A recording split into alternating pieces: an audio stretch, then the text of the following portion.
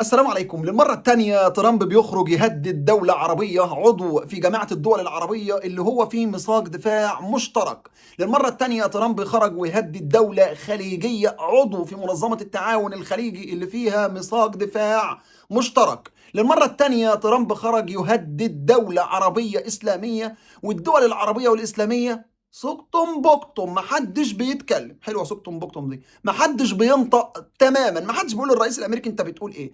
ترامب يا اخوانا طلع في اخبار عاجله هنتناولها مع حضراتكم الان من قناه فوكس نيوز الامريكيه، بيتكلم عن عوده العمليات العسكريه على ايران، وايران بتحط لهم عقده جديده في المنشار اسمها قطاع غزه، بما ان المفاوضات اللي اجريت في القاهره فشلت، وبما ان جاريد كوشنر راح لنتنياهو ونتنياهو قال له انت ازاي تقعد مع حكومه القطاع وعملياتنا العسكريه في قطاع غزه مستمر، فايران بتحط بند جديد اسمه قطاع غزه ضمن الاتفاق لفتح مضيق هرمز. تطورات مهمه جدا هنتناولها مع حضراتكم، لكن في البدايه من داخل قطاع غزه الفيديوهات دي بتوصل لحضراتكم. جزاكم الله خيرا عن دعم اخوانكم في قطاع غزه.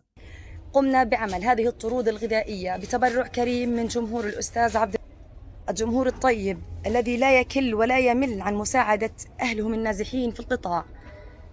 سوف نقوم إرسال هذه الطرود إلى شمال القطاع. قمنا بعمل هذه الطرود الغذائية بتبرع كريم من جمهور الأستاذ. بارك الله فيكم وجزاكم الله عنا خير الجزاء.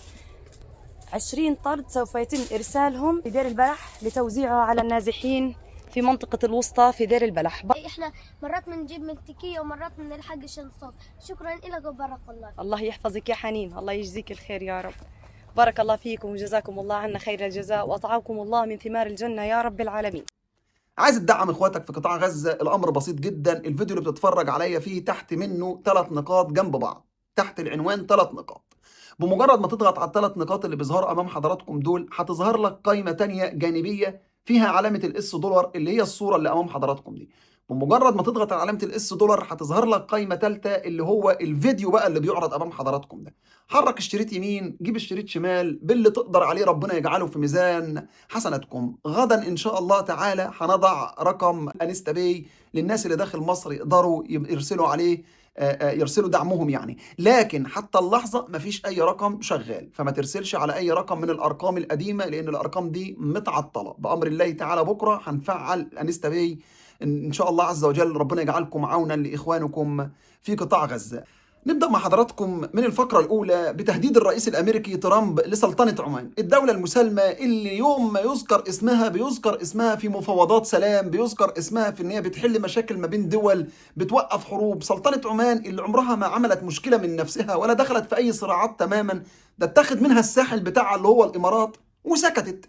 فسلطنة عمان ما بتقومش بأي مشكلة. ترامب خرج يهدد سلطنة عمان للمرة الثانية. المرة الأولى كان في مايو أيار اللي فات أثناء اجتماع مع مجلس الوزراء في البيت الأبيض الأمريكي، من حاله لباله كده قال لك احنا ممكن ننفذ عمل عسكري على سلطنة عمان. الدول العربية من مايو اللي فات، دول مجلس التعاون الخليجي من مايو اللي فات لغاية النهاردة ما فيش حد خرج ندد ولا شجب ولا عمل أي حاجة، الكل بلعها. ترامب بيجي في أغسطس، في 17 أغسطس 2026 علشان يهدد سلطنة عمان للمرة الأخرى. طيب المرة دي ترامب ليه بيهدد سلطنة عمان؟ بمنتهى البساطة، مهلة ال60 يوم ما بين الولايات المتحدة الأمريكية وما بين إيران المهلة انتهت. ترامب حقق إيه في مهلة المفاوضات؟ لا شيء. ترامب حقق إيه في الحرب قبل كده؟ لا شيء. فترامب مضغوط جدا في وقت الانتخابات بتقرب في الولايات المتحدة الأمريكية. سلطنة عمان بقى وإيران كان بينهم وبين بعض اتفاقيات ومفاوضات في الأيام اللي فاتت لتنظيم حركة الملاحة في مضيق هرمز.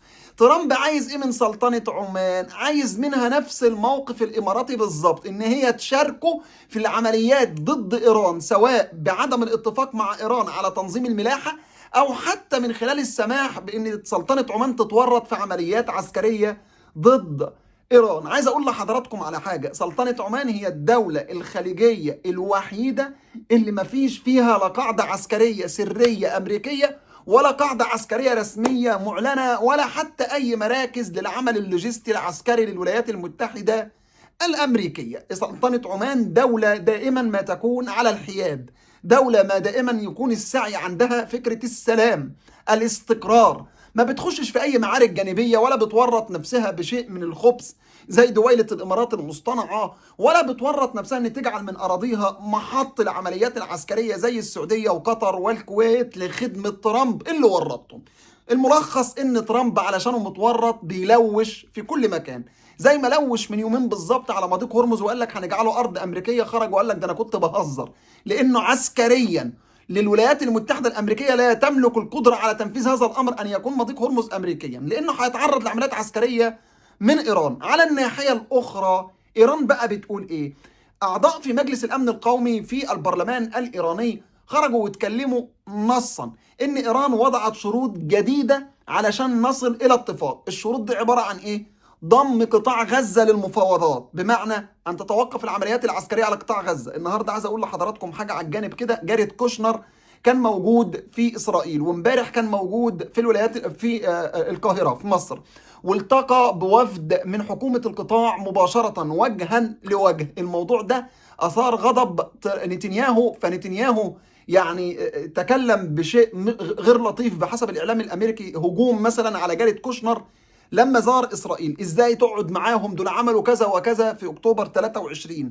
سموتريتش وبن غفير خرجوا هاجموا جاريد كوشنر اللي هو يعتبر وسيط مفاوضات بس الى جانب اسرائيل، وهو صهر ترامب، متجوز ايفانكا بنت ترامب. جاريد كوشنر كان موجود في القاهره وتم الاتفاق على الانتقال للمرحله الثانيه. كالعاده نتنياهو عرقل هذا الاتفاق. اذا اتفاق القاهره او اتفاق شرم الشيخ، القطاع، حكومه القطاع تبله تشرب ميته، مصر تبله تشرب ميته، تركيا اردوغان يبله يشرب ميته، قطر تبله يشرب ميتها، وكذلك ايضا باكستان واندونيسيا، الدول الاسلاميه والعربيه والسعوديه كمان الراعيه للاتفاق اللي نتنياهو لم يلتزم بيه من قريب ولا من بعيد. ايران بقى بتقول ايه؟ بتقول بما ان الاتفاق ده ما عملش حاجه، انا بضم قطاع غزه لهذا الاتفاق او لاتفاق وقف العمليات العسكريه. لو امريكا عايزه مضيق هرمز يتفتح يبقى قطاع غزه، يبقى اليمن. وخدوا بالكم السعوديه عملت على اشغال الجبهه اليمنيه مع اليمنيين انفسهم، مع الحكومه الشرعيه اللي قاعده في فنادق جده، عملت اشغال للجبهه اليمنيه علشان خاطر تورطهم، علشان لو حصل حاجه على ايران او على قطاع غزه يبقى اليمن فيها اللي مكفيها الناس اللي في صنعاء ومش عارفين يتحركوا ولا يعملوا اي حاجه. وما اظنش ان ده هيحول دون الاسناد، لان كانت امريكا نفسها بتنفذ عمليات عسكريه على صنعاء وعلى الحديده، ومع ذلك كانوا بيدعموا الناس في عمليات الاسناد سواء لايران او جنوب لبنان او حتى قطاع غزه. اذا الولايات المتحده الامريكيه في ورطه كبيره جدا الان. جاريد كوشنر الاتفاق بتاعه رفض، فايران تدخلت في الدور. الاتفاق من قبل نتنياهو رفض، فايران اتدخلت في الدور وبدات تضم قطاع غزه وبتتمسك بالجنوب اللبناني وكذلك ايضا باليمن. ده كان ملخص الاتفاق. ترامب خرج بقى في تصريحات منذ قليل لقناه فوكس نيوز الامريكيه، اللي هي نفس القناه اللي نقلت تهديد ترامب لسلطنه عمان. ترامب لقناه فوكس نيوز الامريكيه: ايران لن تمتلك سلاحا نوويا. قناه الجزيره: عاجل الرئيس الامريكي يعلنها، ايران لن تمتلك سلاح نووي. على فكره ده تقريبا التصريح رقم 290 295 مره يكررها ترامب من 28 فبراير اللي فات فقط لا غير، بحسب نشطاء في الولايات المتحده الامريكيه. قناه فوكس نيوز الامريكيه في تصريحات للرئيس الامريكي ترامب: انا غير راغب في التسرع ناحيه ايران في هذه المفاوضات. ترامب لفوكس نيوز الامريكيه على ايران الاسراع في قبول المفاوضات ورفع الرايه البيضاء. بقول لك الحاجه وعكسها في نفس اللحظه. ده ترامب اللي دلوقتي بقى فيه موظفه جديده في البيت الابيض الامريكي، بقى دورها حاجه واحده فقط لا غير، اللي امام حضراتكم دي، انها بس لو ترامب راح في النوم تعمل تك تك فترامب يصحى، بتستخدم صاعق خفيف كده فترامب يصحى بحسب وسائل الاعلام الامريكيه. الرئيس الامريكي ترامب: نحث ايران على قبول المفاوضات باقصى سرعه. هو ما تعرفش هو مش متسرع ولا متسرع بالظبط، التصريح وعكسه زي ما قلنا.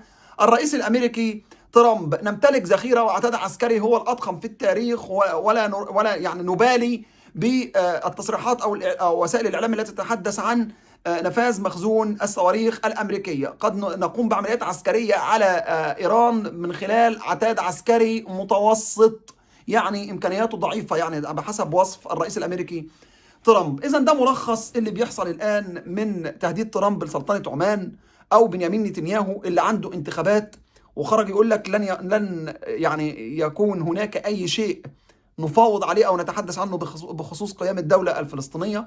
كمان بيتكلم عن فكرة توسعة بناء المستوطنات في الضفة الغربية، حيث محمود عباس الكيوت ربنا يخلينا نتنياهو، ده كان جملته الشهيرة. وأيضا بناء المستوطنات بيتم بدعم واضح وصريح وأموال صريحة من دويلة الإمارات المصطنعة. الأسمنت، مادة الأسمنت المستخدمة في بناء المستوطنات في الضفة الغربية بتأتي من جمهورية مصر العربية قولا واحدا. كل الكلام ده مثبت وعرضناه أكتر من مرة. إذا يا إخواننا الوضع الآن سواء بالنسبة لقطاع غزة أو لإيران، إذا حد قال لك في مفاوضات، مستحيل هتحصل المفاوضات، لأن العقد اللي موجودة صعبة جدا على كل الأطراف. قطاع غزة لن يتخطى ولن يسمح ابدا بفكره تسليم العتاد العسكري، لان اصلا انت ما انتش عارف العتاد العسكري ده موجود مع مين وكم قطعه وكم فرد، فمستحيل.